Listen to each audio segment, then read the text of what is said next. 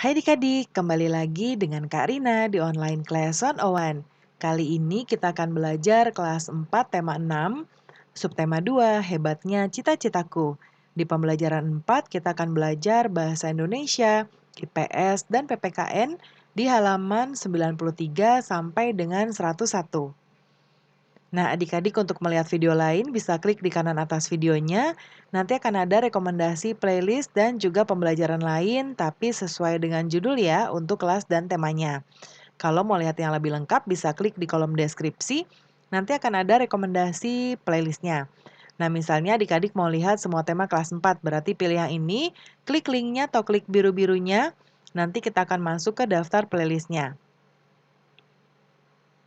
Seperti ini ya, misalnya adik-adik mau lihat kelas 4 tema 5, berarti klik lihat playlist lengkap di bagian yang adik-adik mau cari. Kemudian nanti bisa lihat mau cari di subtema berapa, pembelajaran berapa, dan juga halaman berapa. Nah, di pembelajaran 4 ini ada Beni dan ayahnya ya. Lalu ayah, jika sudah besar nanti aku bercita-cita menjadi arsitek seperti teman ayah, Paman Fadli. Apa sih hebatnya menjadi arsitek? Nah, lalu kata ayah Beni, kamu mau tahu? Ayah akan menjelaskan kepadamu kehebatan seorang arsitek itu. Nah, ini ada ya adik-adik ya. Ini ada tahukah kamu? Lalu ada beberapa bangunan di sini ya tentang hasil karya arsitek. Ada Candi Borobudur, Waduk Jatiluhur, nanti boleh dibaca, lalu Jembatan Suramadu ya. Nah, kita akan langsung menjawab di diagram berikut ini ya. Lengkapi diagram berikut dengan menggunakan berbagai sumber informasi yang kamu miliki. Karena buatnya mendatar begini, nanti bagian ini kehebatan lain seorang arsitek adik-adik taruh di sini ya. Nah, kemudian sekarang kita akan baca langsung di sebelah kanan. Yang pertama, kehebatan lain seorang arsitek adalah mampu membuat gedung dengan desain yang unik namun tidak mengurangi fungsinya serta keamanan gedung tersebut. Lalu yang kedua, bagian ini. Ya, jenjang pendidikan yang harus ditempuh menjadi arsitek adalah minimal S1 jurusan arsitektur dan juga mengikuti kursus untuk meningkatkan keahliannya. Lalu yang bagian ini, ya ini ada keterampilan yang harus dimiliki seorang arsitek adalah merancang bangunan, menggambar bangunan, menghitung bahan, dan juga memperkirakan dana yang akan dihabiskan untuk membangun sebuah gedung. Kemudian ini silakan dibaca lagi, tahukah kamu ya?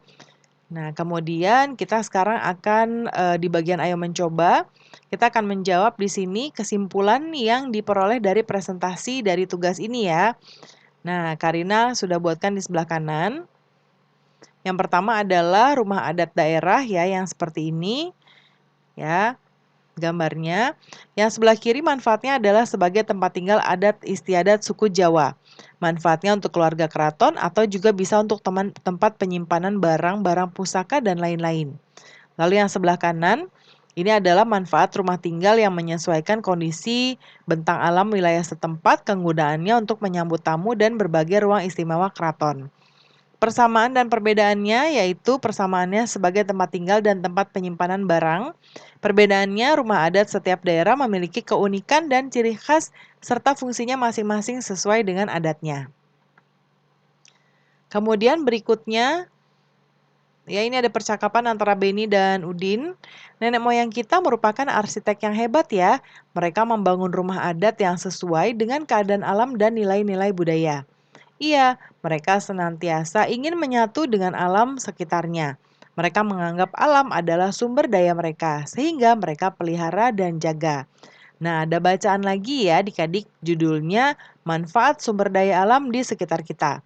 Boleh dibaca dulu, kita akan langsung menjawab tabel di bawah ini ya. Setelah adik-adik survei kepada teman-teman sekelas untuk mengetahui pekerjaan orang tua mereka, nanti wawancara singkat, Karina sudah buatkan contohnya di sini. Ya. Yang pertama nama temannya adalah Susi misalnya, pekerjaan orang tuanya misalnya petani padi. Ya, sumber daya alam yang dimanfaatkan adalah tanah subur, air, dan sinar matahari. Lalu ada misalnya Rika, ini peternak ikan, ya, pakan ikan yang diperlukan, air yang cukup dan sinar matahari. Lalu ada Sasa, petani cengkeh, ayahnya ya.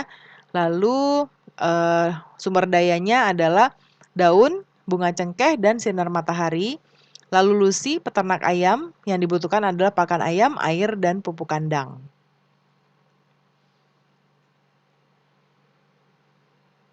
Nah, Karina kecilin dulu ya.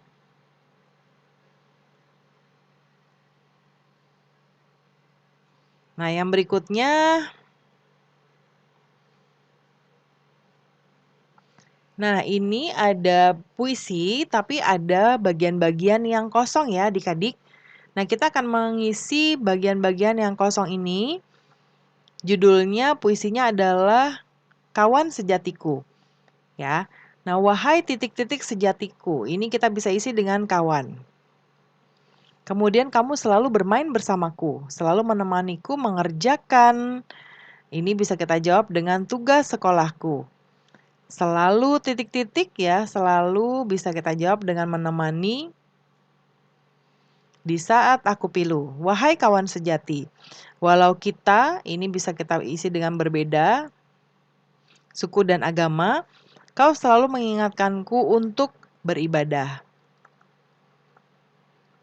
Kemudian dan mengucapkan selamat saat hari raya. Lalu berikutnya, wahai kawanku, takkan pernah kulupa, tak akan pernah kulupa, apa ya ini adik-adik ya? Tak akan pernah kulupa, kenangan boleh ya. Kita akan selalu bersama-sama untuk meraih cita-cita. Nah, kemudian tanggapilah pernyataan di bawah ini ya. Kemudian dengan kata ya atau tidak sesuai dengan puisi yang tadi.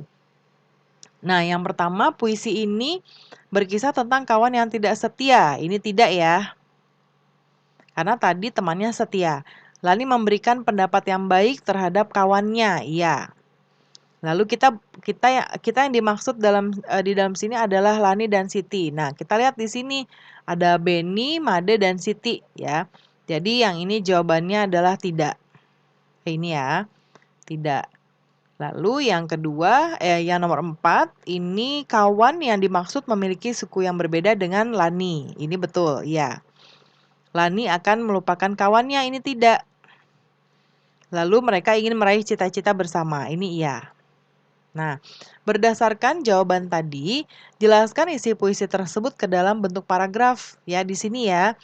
Nah, Karina sudah buatkan Lani menulis puisi ini untuk teman-temannya yaitu Beni, Made, dan Siti.